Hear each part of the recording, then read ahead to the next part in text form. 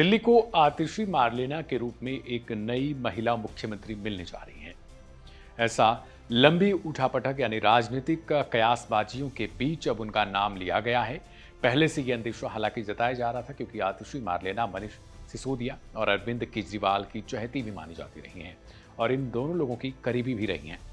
इसके पहले माना जा रहा था कि मुख्यमंत्री केजरीवाल अपनी पत्नी सुनीता केजरीवाल को गद्दी सौंप सकते हैं, लेकिन विधायक दल की एक औपचारिक बैठक बुलाई गई जिसमें केजरीवाल ने आतिशी मार्लेना के नाम का प्रस्ताव रखा। इसके बाद जब केजरीवाल ने ही हामी भर दी तो फिर भला कोई कैसे रोक सकता है। सवाल है कि आखिर आतिशी मार्लेना का राजनीतिक सफर कैसा रहा है।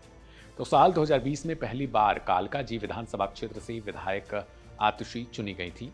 उन्होंने बीजेपी उम्मीदवार धर्मवीर सिंह को 11,393 वोटों से चुनाव हराया था। आतिशी का जन्म 8 जून 1981 को दिल्ली में हुआ। उनके पिता नाम विजय सिंह दिल्ली यूनिवर्सिटी के प्रोफेसर रहे हैं। आतिशी ने स्कूली शिक्षा नई दिल्ली के स्प्रिंग डेल स्कूल से जो है वो शुरू की थी। अब उन्होंने सेंट स्टीफन्स कॉलेज में हिस्ट्री से स्टडी की। इसके आगे उन्होंने ऑक्सफोर्ड यूनिवर्सिटी में शावनिंग स्कॉलरशिप पर मास्टर की डिग्री हासिल की।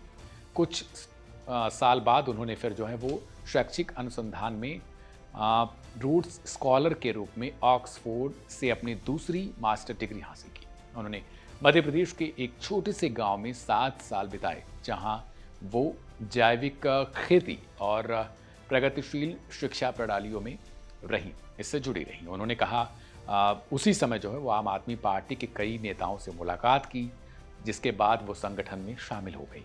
आम आदमी पार्टी के कुछ सदस्यों से मुलाकात के बाद वो सक्रिय राजनीति का हिस्सा बन गई थी, यानी पार्टी की स्थापना की समय से ही वो शामिल हो गई और तब से ही वो पार्टी के हर सुख दुख में शामिल रही हैं। आतिशी के सीएम बनने के पीछे की बड़ी वजह यह है कि उन्होंने केजरीवाल के जेल जाने के बाद पार्टी को खूब सहयोग किया और बीजेपी पर खूब आक्रामक दिखी, चाहे वो विधायक खरीदने का आरोप लगाना रहा हो, चाहे किसी और तरीके से बीजेपी पर हमला करना हो या फिर हर दिन प्रेस कॉन्फ्रेंस बुलानी हो। आतिशी ने इन सारे कामों को बखूबी किया और दिल्ली की राजनीति के केंद्र में खुद को बनाए रखा।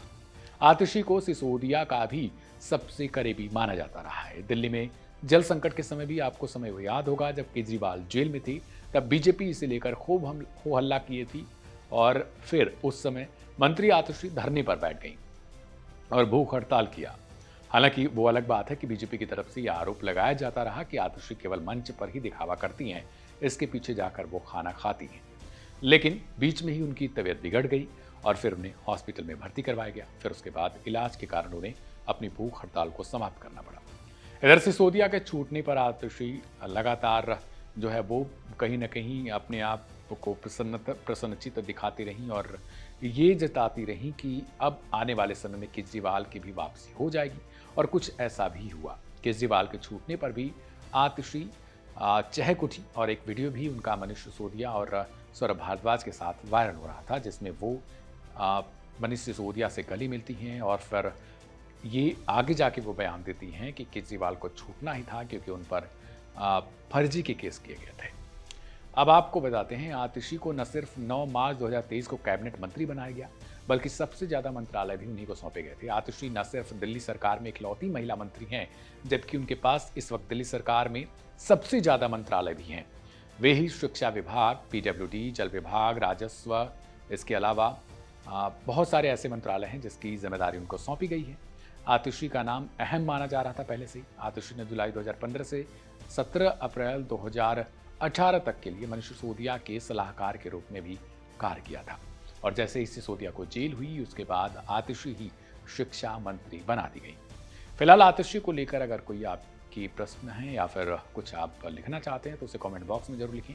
मेरा नाम था दिव्यांशु, आप देख रहे थे वन इंडिया हिंदी। नमस्कार।